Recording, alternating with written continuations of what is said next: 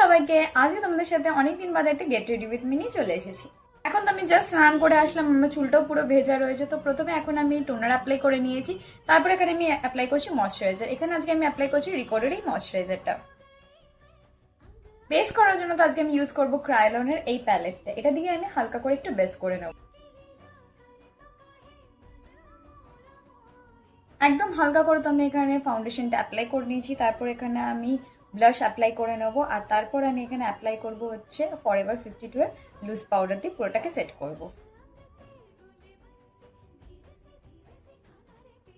এরপর তো আমি আই মেকআপ করবো, তো হালকা করেই করবো, তার জন্য আমি অ্যাপ্লাই করছি এই আই শ্যাডো প্যালেটটা। আর লাইনারের জন্য আমি মেবলিনের এই আই লাইনারটা ইউজ করব।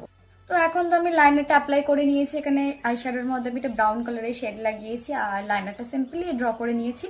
আর তার সাথে আমি লিপস্টিকও অ্যাপ্লাই করেছি, এখানে রেড আর মেরুন একটা শেড লিপস্টিক অ্যাপ্লাই করেছি। আর এখানে এখন আমি জুয়েলারি পরা বাকি আছে, তো তারপর তোমার সাথে আমি ফাইনাল লুকটা শেয়ার করছি।